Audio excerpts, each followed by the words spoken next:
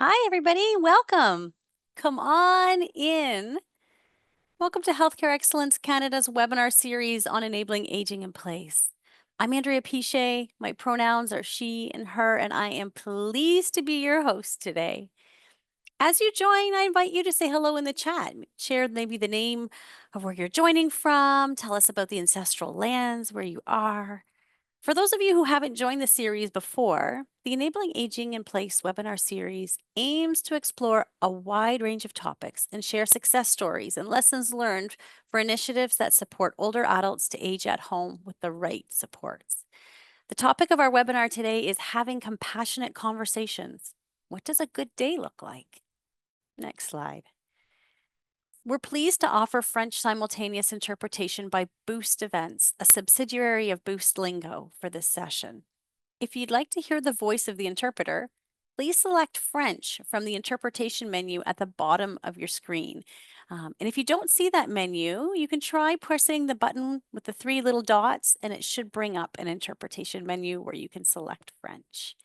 If you need any other type of support at any time during the webinar, you can reach out to tech support using the chat feature. We also invite you to share your questions and your comments at any point in the chat box in English or in French. And we encourage all of you to respond to each other's comments and questions as feels right for you, so that as we go along, we can all connect with each other. And then we'll accept those questions and hopefully bring them in at the end of our Q&A session.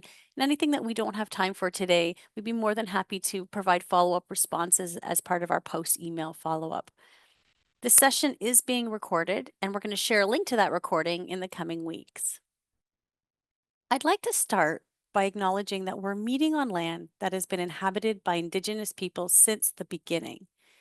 In particular, I'd like to acknowledge that I'm joining you from Grimsby, Ontario, which is the traditional territory of the Anishinaabe, Haudenosaunee, and Ojibwe Chippewa people covered by the Upper Canada Treaties. In support of my personal journey of truth and reconciliation, I've been recently exploring the significance and the rituals associated with the season changes into spring and even soon summer, which I'm eagerly anticipating. I know for many Indigenous people, this is an important time, a time of rebirth and preparing the land for the harvest to come, and a time when stories and lessons are shared and rituals are practiced, like pipe ceremonies, which are often held alongside the upcoming summer solstice next month. And this practice of sharing lessons and stories, it to me just feels really aligned with the types of experiences that our speaker Nadine's going to help us to shape today.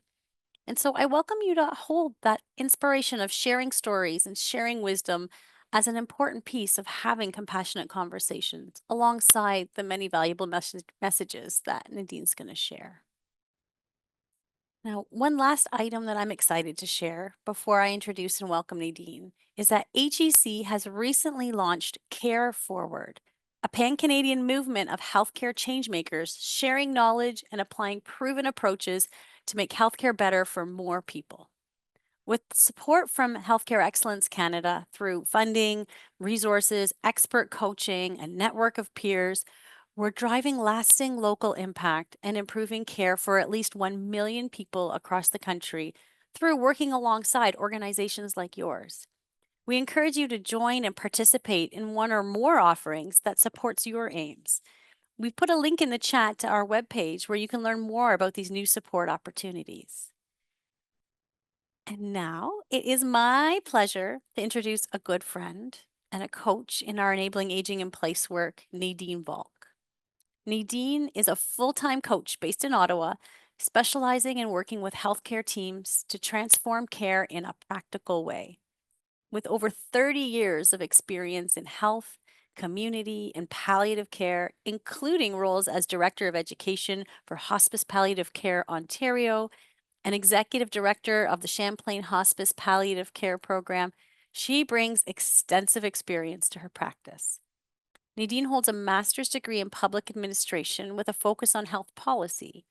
She's a certified integral professional coach with additional training in team coaching, facilitation, and implementation science. Her goal is to ensure that people she works with feel seen, supported, and connected. As director and instructor of the University of Toronto's Mindfulness Informed End of Life Care program, Nadine brings deep compassion and understanding to her work, creating a supportive space for meaningful change in how we care for ourselves and each other. Welcome, Nadine. I'm so happy you're here with us today. Thank you, Andrea, for that lovely introduction and for your lovely land acknowledgement. I am joining, as you said, from Ottawa, which is the unsurrendered, unceded territory of the Algonquin Anishinaabe. And I've also been on my own truth and reconciliation journey. And so I just wanted to share because I had it handy.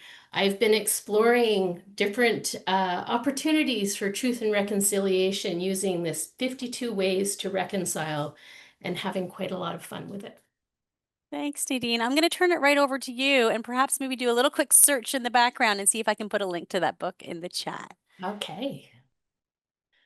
Well, good morning or good afternoon to everybody, depending on where you're joining from. We're going to be talking about compassionate conversations, which is a little odd maybe in this format because we have limited opportunity to have a conversation with each other. But I do encourage you to to share your thoughts and ideas and comments in the chat. And as Andrea said, we'll leave time at the end for some questions and responses. And there is opportunity to follow up afterwards as well. So next slide. So this is some of what we're going to be talking about today. Having compassionate conversations in a way that can help support planning, companioning through grief and loss, and then importantly, self-compassion. So I want to start by acknowledging that we could easily do a day or more on any one of these topics. So think of this as a bit of a taster session to spark some ideas and interest, and hopefully I can share some resources along the way that if there's anything that interests you, you can explore a little bit deeper afterwards. I also want to acknowledge that there is a lot of expertise in our Zoom room today. So some of what I'm going to be saying will be a repeat for you. Some of you, I'm sure, have your own practices or ideas and questions that have worked for you in supporting compassionate conversations. So again, I encourage you to share that. My hope is that I give you maybe just one additional idea, practice, thought, something that you can explore that will help support what you're already practicing. So next slide. So as Andrea said, this is part of our work in enabling aging in place. And we were having a conversation earlier about the realization about how interconnected all of this is. That this collaborative specifically supports organizations to implement practices to enable people to age in place, to stay where they are for as long as they can, doing the things that give meaning to their lives with the people that they want to do that with. And that is also what's at the heart of palliative care, advanced care planning, and we can't talk about either of those things without also talking about the importance of attending to grief and loss. So just thinking about enabling aging in place and some of the work that you do on a daily basis, what are some of the conversations and topics that you might need to explore with people in order to support aging in place? So just share any ideas that you have about that. As I mentioned, you can't really talk about aging in place without also talking about palliative care. So next slide. I like this info sheet, and it's available along with some other resources, the Canadian Hospice Palliative Care Association. But as you can see from here, palliative care improves quality of life and reduces suffering for people with a life-limiting illness. So it's an approach to care for people who are suffering because of an illness, with that focus on quality of life, whatever that means to you or to the individual you're supporting. So it's whole person care that's focused on meeting unique needs, understanding goals, wishes, values, preferences for care. And thinking about some of the organizations that are part of this Enabling Aging in Place collaborative, you're doing just that. You're supporting palliative care, even if you don't call it that. We often don't call it that because we tend to focus on the dying and death part of palliative care. But dying is still living.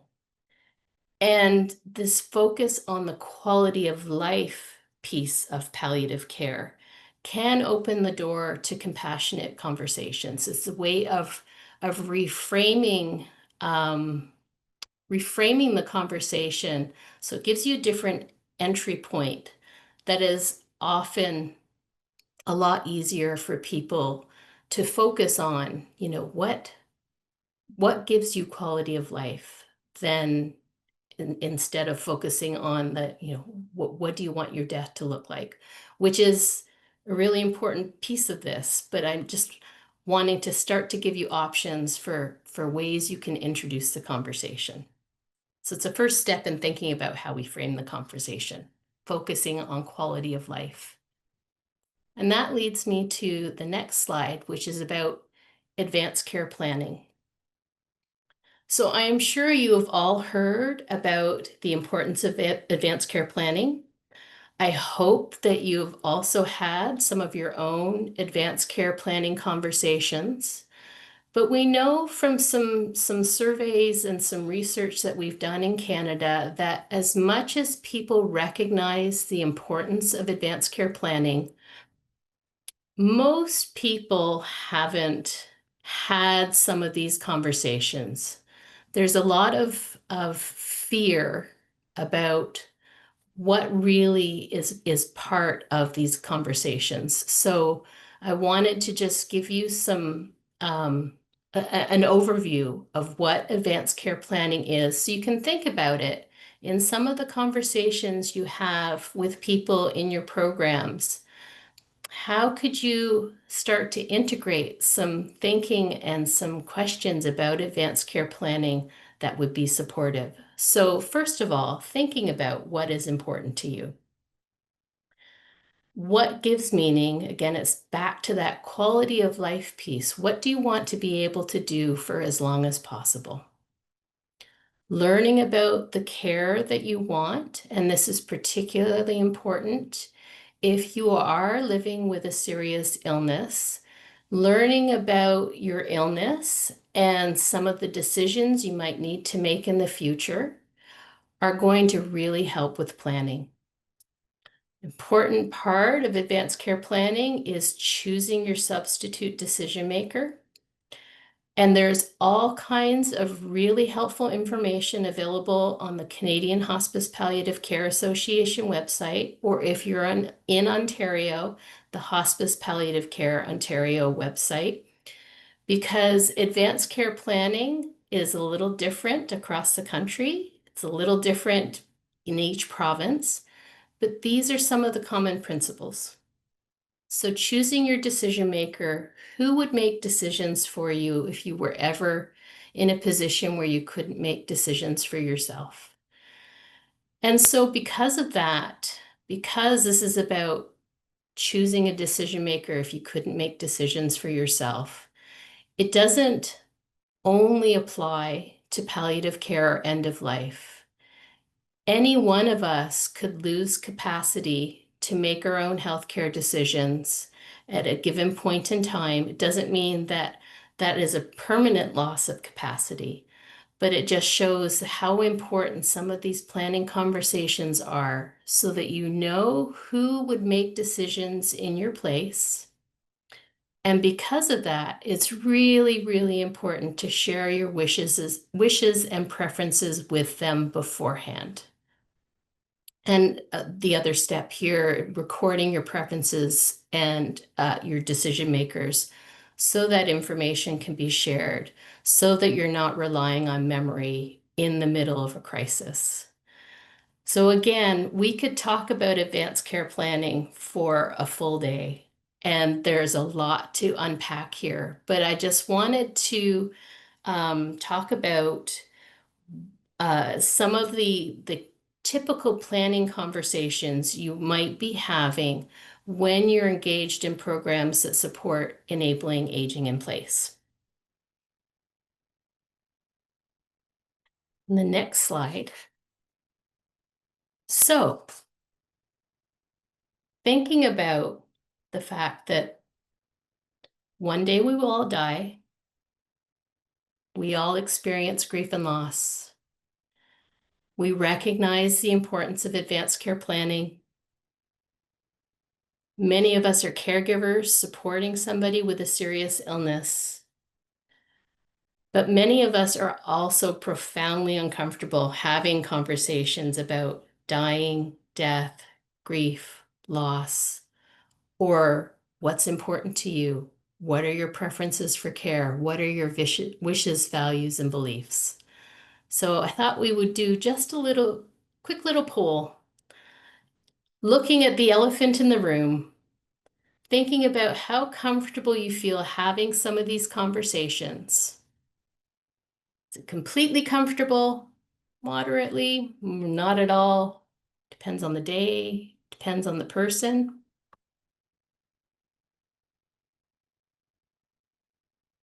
So just take a moment to look at this.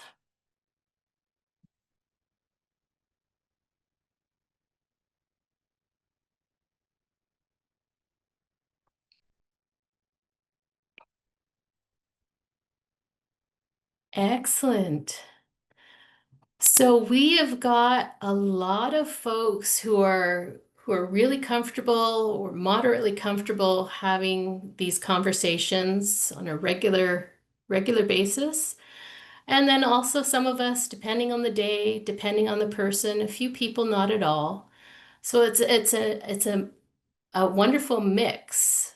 And so again, going back to acknowledging that there's a lot of expertise in the room. So as I'm going through the slides, if you have ideas and practices that you want to share that are helpful to you in having some of these conversations, please, please do.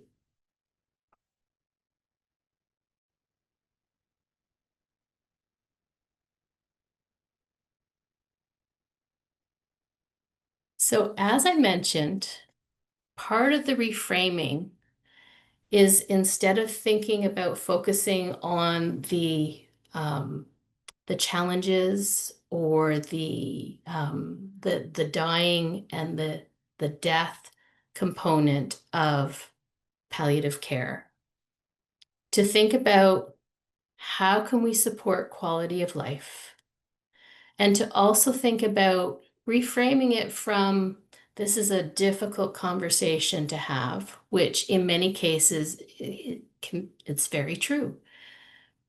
But just shifting our thinking to this is a compassionate conversation to have allows you to hold the space for the conversation in a different way. You're not adding one more hurdle for yourself by thinking, oh, this is a really difficult conversation. Instead, if we can think about it as a compassionate conversation, to go back to quality of life, what do you want to be able to enjoy for as long as possible? And in this way, the conversations can look very similar to a good life conversation.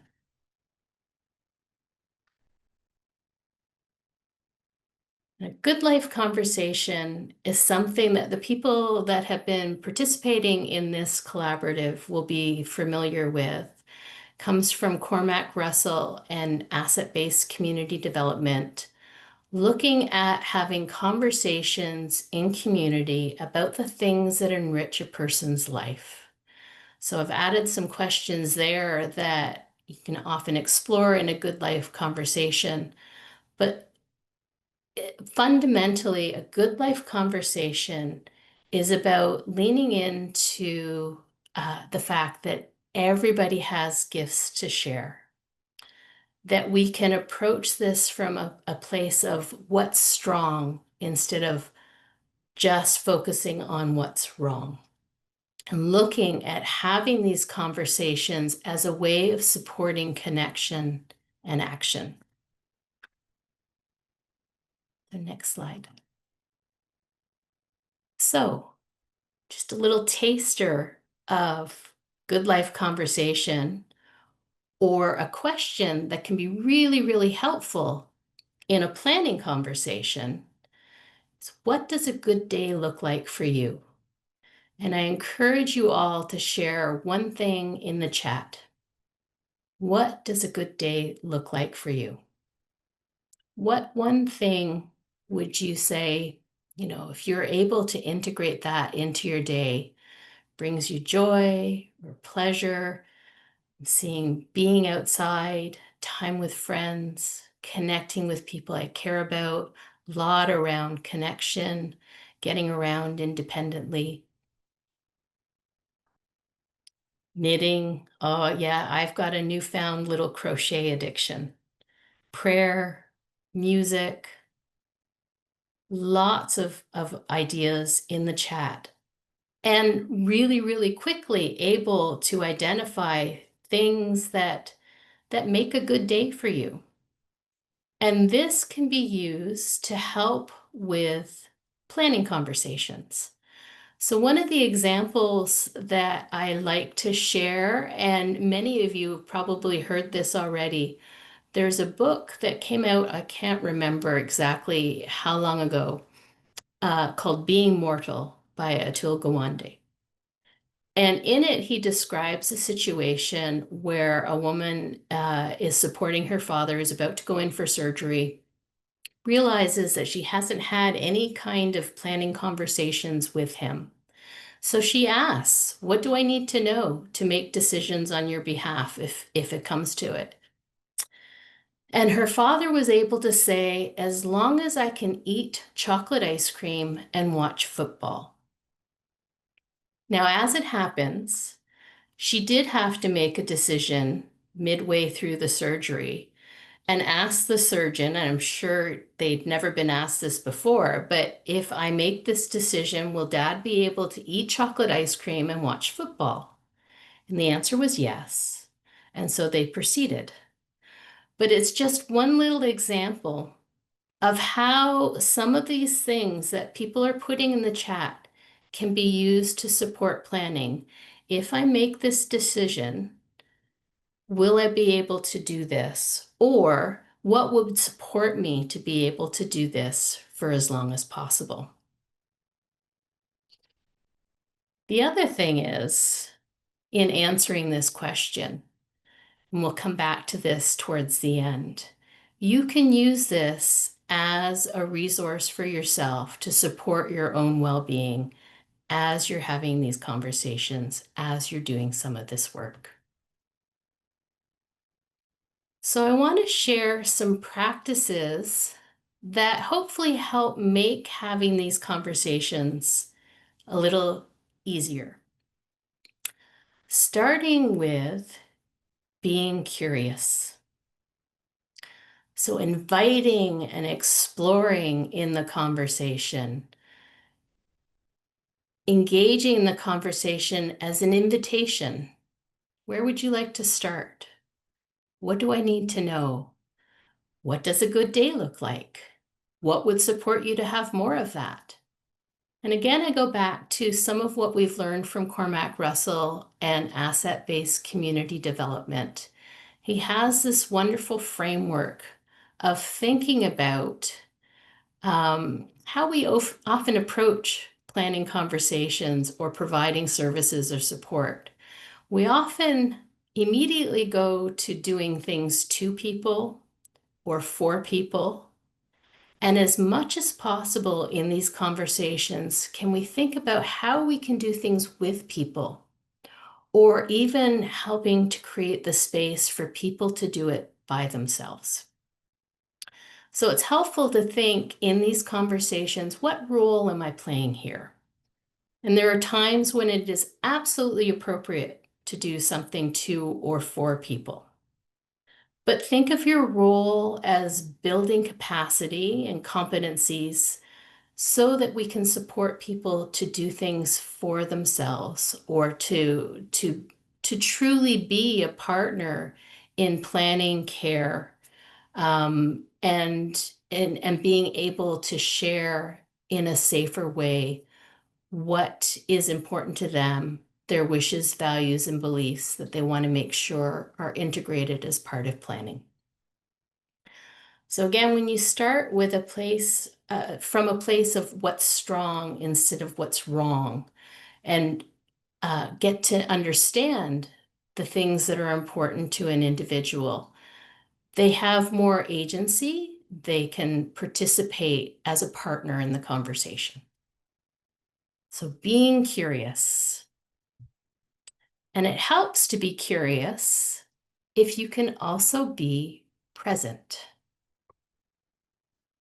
So the next slide.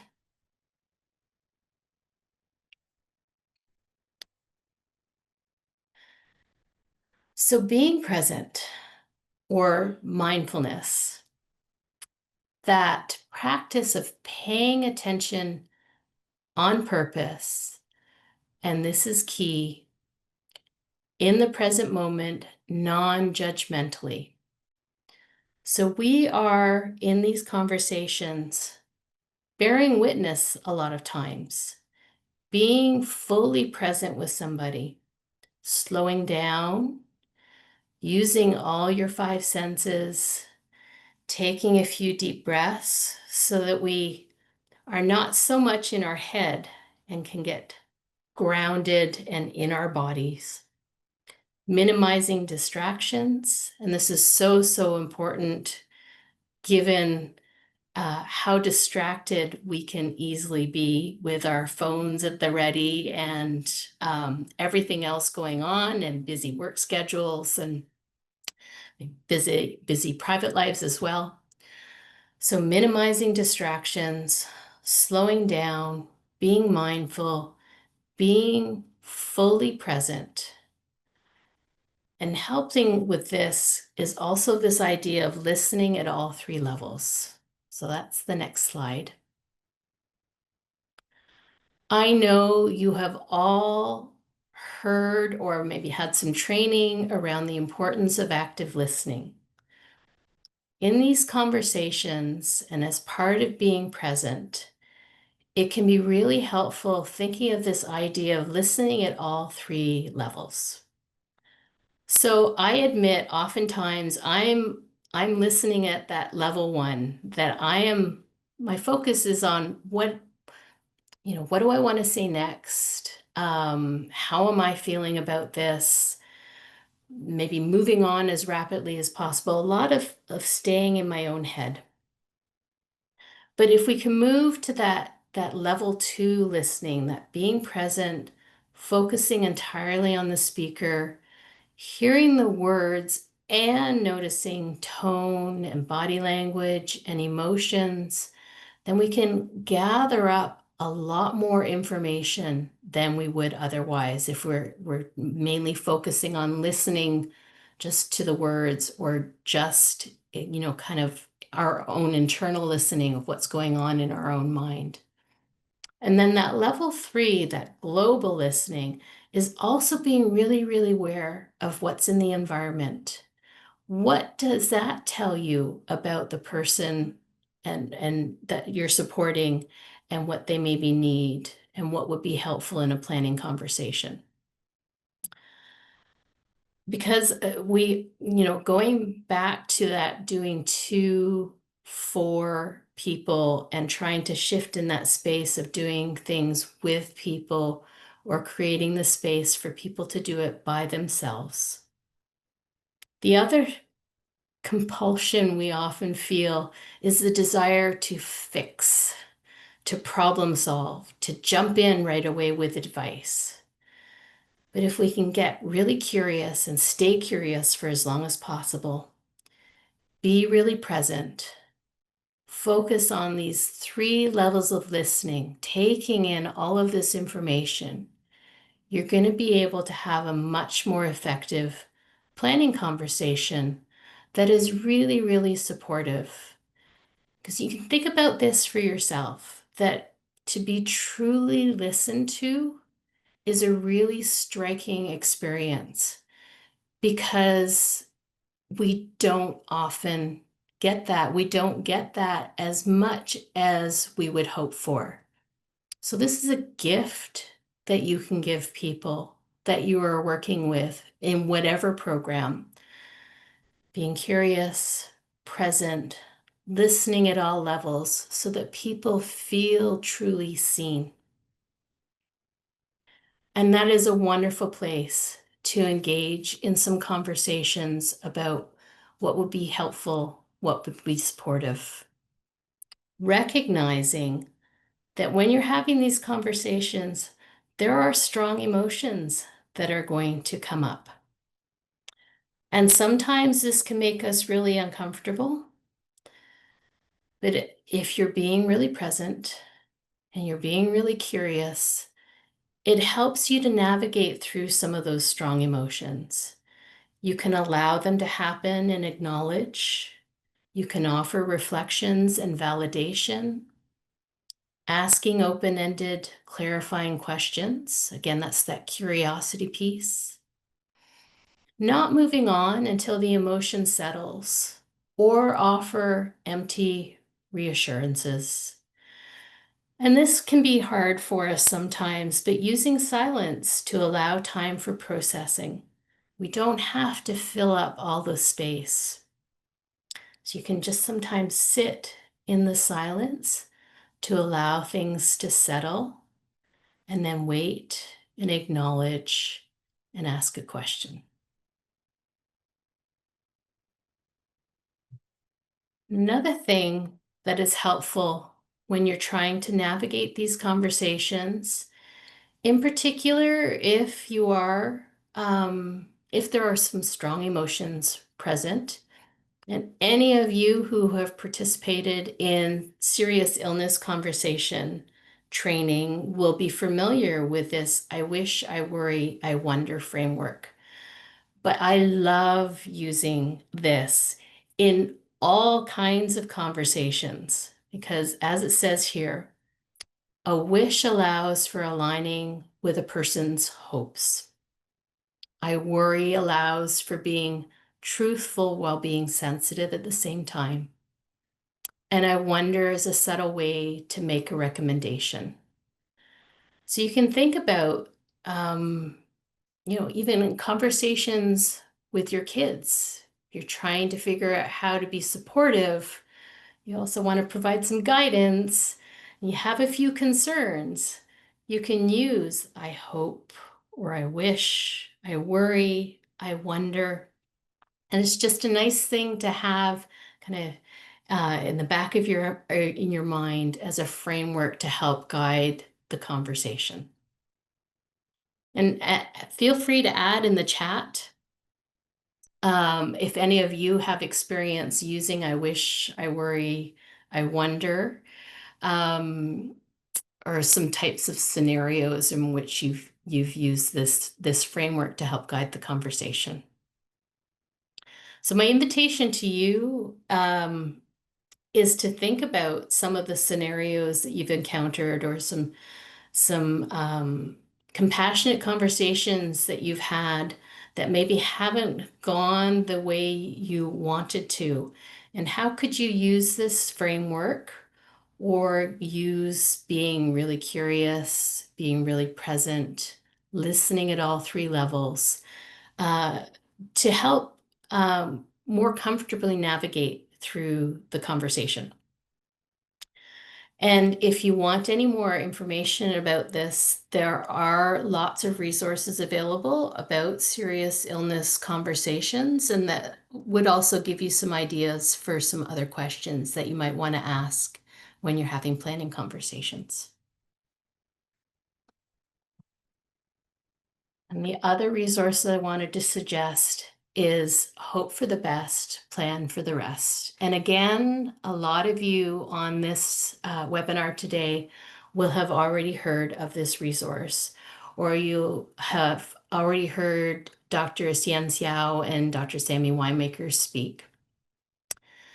They have a new workbook available, which has a number of questions and ideas that can support some of these planning conversations in a way that never mentions the word palliative care or thinking about enabling aging in place in a way that recognizes that we need to walk two roads in these planning conversations. We need to have hope, but hope can't exist unless it's also grounded in realistic information. And so, this idea that I talked about with advanced care planning about zooming out and getting to understand the illness and the trajectory and some decisions that you might need to make in the future. All of those are part of the 7 keys in Hope for the Best, Plan for the Rest. And they are also coming out in June with a workshop in a box. So if this is something that's interesting to you, then there will be additional resources that support this conversation. And somebody is sharing in the chat the Waiting Room Revolution podcast, which has a bunch of resources as well. I encourage you all to go and take a look there for additional ideas and questions that will support some of these conversations. We can't talk about some of these conversations without also talking about how grief shows up. Grief is a natural response to any type of loss. We often think about grief as it relates to dying and death, but grief also shows up in particular in enabling aging in place initiatives, because there are all the losses around things like losing your driver's license or losing your independence or feeling like you're losing control. Somebody put in the chat, eyesight. All of these losses also create grief. And grief impacts us both physically and emotionally. I think I've talked with a number of people who are always surprised by how tired they are when they're attending to grief. But grief can feel like so many feelings all at once, and it is a big source of stress. And so, in these conversations, to attend to grief and loss is a really supportive practice. And some of the ways that we can do that is, first of all, by understanding the next slide that there are no 5 stages of grief. This is seeped into our culture, into our thinking, but there is no stage, there is no stage, there is no stage. If we click again, so we've been taught in many cases that grief is this linear process and progression, and that eventually we get to the end of grief and then we're all healed and fine. But grief is this kind of messy blob, and sometimes I think of it as a ball of yarn, and sometimes that ball of yarn, it's just retreated to a little corner of my heart.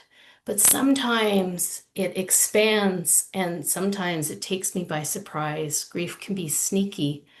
You hear a song, or you smell a smell, or a memory pops into your head, and all of a sudden that little grief ball becomes a big grief ball.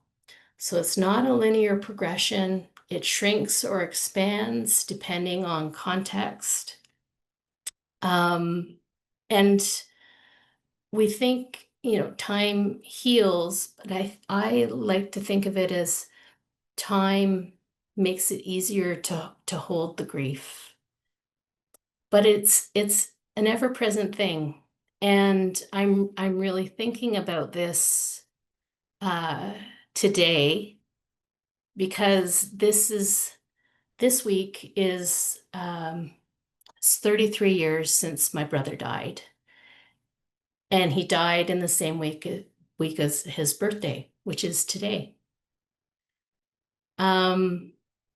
So, I've noticed grief showing up more than it normally does, but recognizing it, attending to it, can create the space to be with it so that I can focus on the beautiful memories I have.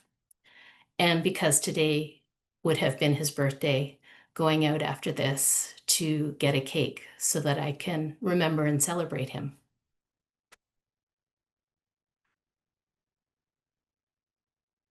Thank you for in the chat being kind to myself today. Absolutely. And this is all about kindness, having these compassionate conversations, kindness for the people that we're supporting, kindness for ourselves, because I'm sure we have had moments of, as I said here, unhelpful communications where somebody has said something that's unhelpful or hurtful, even if they meant to be supportive. I very, very clearly remember after my brother's death, somebody at the funeral home saying to me, well, he's in a better place now, which is, it was not helpful. It was not supportive, even though that's how she meant it.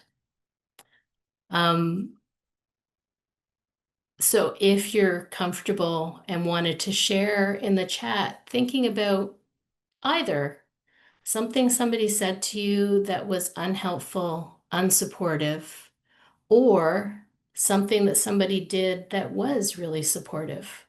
Because, conversely, coming home after my brother's funeral, and a friend of mine had cleaned my apartment and left strawberries in my fridge because she thought I would want to take care, I would need to take care of myself when I got home.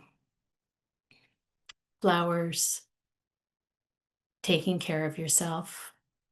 Thank you.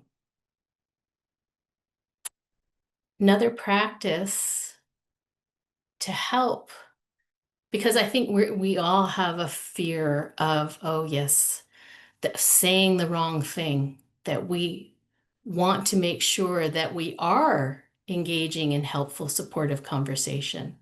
So again, in thinking about these compassionate conversations, attending to grief and loss, being present, no expectation of a conversation, as somebody just put in the chat. And I also wanted to share in the next slide this idea of being a companion. And this is drawing on the work of Dr. Alan Wolfeld, but it's really connected to some of the things that we've already been talking about being present, being with somebody in their grief, rather than trying to fix it or take it away, because you can't fix it. Grief is, and there is no one way to grieve. There's only your way to grieve. So walking alongside somebody instead of trying to lead or direct or make it better, and respecting the fact that can be a messy process. Again, it's not a linear process that you progress and that after 1 year has passed, magically everything is okay again. So being a companion, and if you're interested in exploring this in more detail, you can go to Dr. Wolfeld's website, which is the Center for Grief and Loss. And so, just to kind of tie this all up, wanted to share this wonderful little video. And I think they're going to put it in the chat as well so that you have access to it if you wanted to share it as well.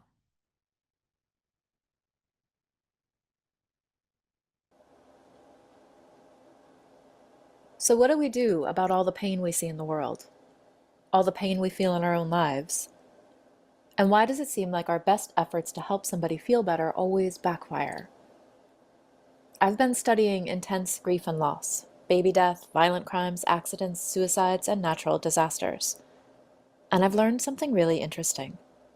Cheering people up, telling them to be strong and persevere, helping them move on, it doesn't actually work. It's kind of a puzzle. It seems counterintuitive, but the way to help someone feel better is to let them be in pain. This is true for those giant losses and the ordinary, everyday ones.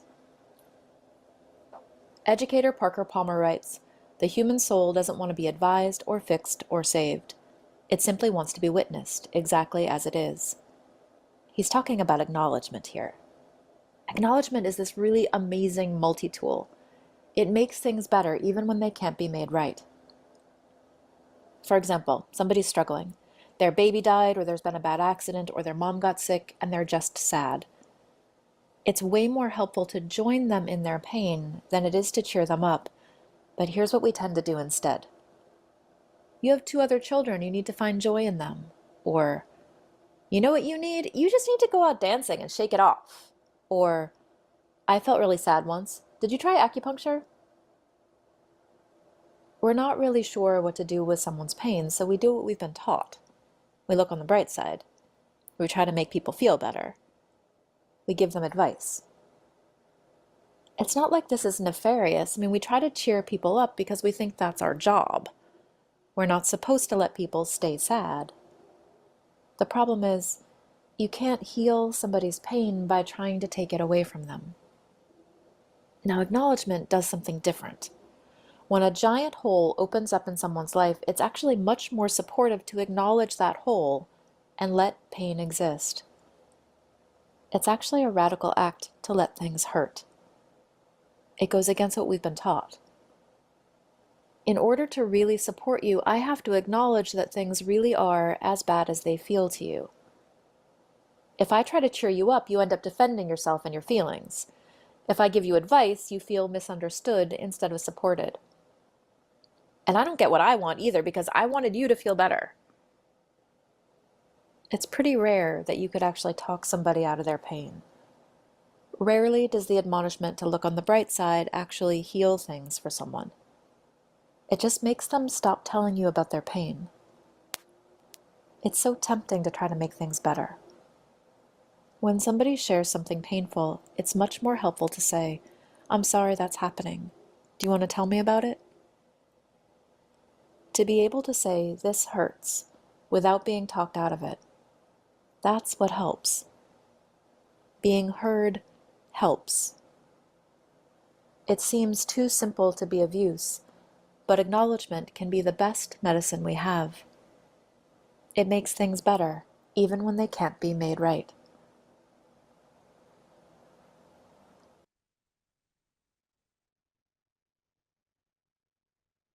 I love that video, and I think it ties together much of what I've already been talking about.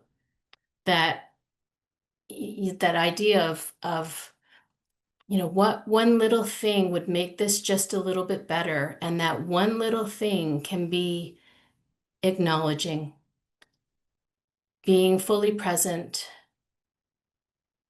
often in silence, acknowledging, "I'm sorry this is happening to you. Would you like to talk about it?" And that acknowledgement is also a really, really powerful practice for ourselves, because sometimes these conversations are hard or draining or bring up some of our own emotions.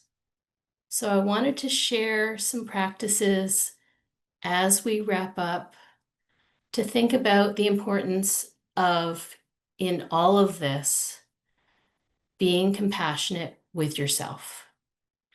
This is a group of people. I'm assuming that you are here because your role includes supporting people, often at a very difficult time. And you can't do that work without also looking at acknowledging how you're feeling through that work. Acknowledging sometimes that this is a moment of struggle, or this hurts, or I'm feeling stressed. Acknowledging how you're feeling, which is one of the steps of having a little self-compassion break. And also acknowledging that this is part of common humanity, that you're not alone. Many people feel like this. And as I talk about it, this automatically happens hand over heart, giving yourself some kindness. It's okay. And I often say, it's okay, dear heart. I'm going to give myself time, space, do something for myself that is supportive. So going through this practice this morning, acknowledging today would have been my brother's birthday. This is grief. And many people feel like this. And it's okay, because I'm going to give myself the time and the space that I need, and birthday cake as well. And if you're interested in some of these self-compassion practices, they're available on Kristen Neff's website, selfcompassion.org. There are a lot of practices and exercises all around how we can speak more kindly to ourselves. Because I think a lot of us fall into the habit of being a little bit bossy and hard on ourselves. So switching instead to how can I be self-compassionate as well as compassionate with others as I'm engaging in some of these planning conversations. And next slide. And I also wanted to talk about how much these little steps can lead to big changes. All of these little practices, giving yourself kindness, taking some deep breaths, or as I suggest here again, with this idea of giving you a lot of different ideas and options for how you can practice some of this. So some things may resonate with you and some things not, but thinking about if you're feeling some strong emotions, SOS, the first S being stop, the O, oxygen, few deep breaths, the last S, seek information. What do I need? What would be helpful in this moment? Or you can think about it in terms of head, heart, and hands. Again, my hands automatically went over my heart, but what do I need to do? What is the information that I need? Sorry. So that's the head piece. What is the information that I need? And the heart is what is the emotion that I'm experiencing? Again, that acknowledgement piece. And hands, what actions can I take to make this just a little bit better? Another favorite is this idea of the 5-finger check-in, because we often ignore the signals that our body is sending to us. So, do I need to eat or drink? Do I need to move? Do I need to take a break or have a rest? Do I need to talk to somebody? Or do I need to go to the bathroom? And I imagine a number of you are healthcare providers. I hear this all the time. I don't have time to pee. Please, please, please go to the bathroom. Because the longer you wait to go to the bathroom, the more your body stays in its stress response. So thinking about these quick little practices and this idea of what can I do to make this just a little bit better? What do I need? How can I acknowledge what I'm feeling, what I need? And then anchoring it into existing practices.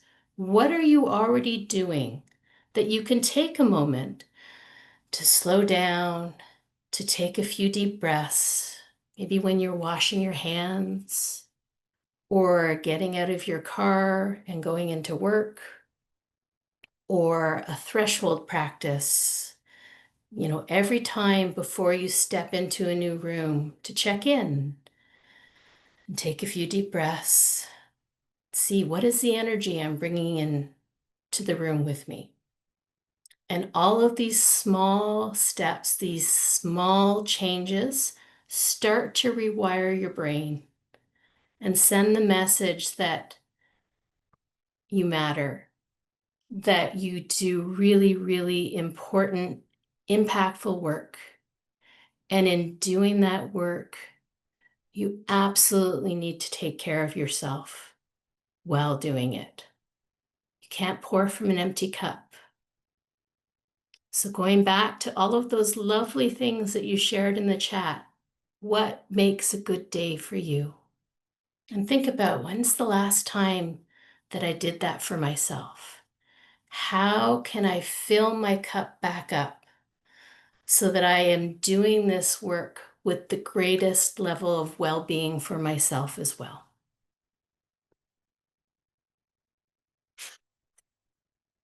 So, just to recap, and then we have just a couple minutes for questions.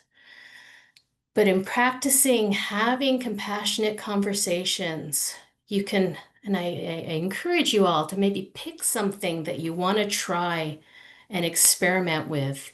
Can I be more curious, or focus on being more present and listening at all three levels? Can I maybe focus on being with strong emotions and acknowledging how people are feeling instead of trying to jump in to fix or problem solve? Maybe you want to experiment with using I wish, I worry, I wonder, or being a companion and walking alongside. Or maybe you want to focus on making sure that you're integrating some more self-compassion practices so that you don't compromise your own well-being while you're looking after others. And so with that, I will turn it over to, I've been seeing in the chat that we will make sure we share out all of these resources. And I know Andrea and the team have been keeping track of questions. So we have just a couple minutes to respond to that. And if we don't get to everything, then we can follow up. Thank you, Nadine. Before we invite questions, I just want to really say thank you. From the bottom of my heart, thanks for your courage to share so authentically and so beautifully. Thanks for putting together this presentation in a good way with so many resources that I know folks will really appreciate. And I think one way that we collectively can acknowledge Nadine, I know that a lot of folks are already putting thanks in the chat, but I think what's really most meaningful that I've seen in hosting these pieces is if anyone cares to share what they got from today's session in the chat. So if there's something that really resonated with you, something that you heard that you really just needed to hear today, is there something that's really going to help you in your work or in your life to do things, a little differently and in a way that feels important to you? Please share them. Just let us know in the chat so that Nadine has an opportunity to really feel the impact of all of the work that she's done and all of the sharing. And we will put as many resources together for you and really collate that in an easy way to get along with the link to the recording of this session so that this material can continue to live on and continue to support everybody on this call. So thanks. I'm seeing a lot of little thank yous by way of acknowledgement in the chat around being present with grief. People really needed to be reminded that there are no 5 stages of grief. And I appreciated that piece for sure as well. And we're really coming up on the top of the hour. And I think the questions, Nadine, were mostly in the format of like, how can we have all these materials? Folks were really being present. And I think a lot of this is still percolating and embedding into people's thinking. So maybe with that, we can move on to just a little bit of a plug for our next session, which is going to be on July 30th. 12 to 1, same time, same channel. And we're going to be having a conversation with Dan Levitt, who is the British Columbia senior advocate. And we're going to be talking about ageism and how this hides in our everyday conversations and occurrences, and invite you to be part of a conversation around how we change the narrative on aging to foster a culture where older adults contribute to our communities and enhance our quality of life across the age continuum. And then finally, we'd love your feedback on today. So we have just a quick little poll that's going to pop up. And if you don't mind taking a minute to quickly do that on the way out, we would love to hear your feedback. So thank you again, Nadine. You're a beautiful person, a beautiful spirit. You're always sharing your gifts so generously. And I hope that everybody takes a moment to be kind to themselves and sending you love, thinking of you and your brother and your family.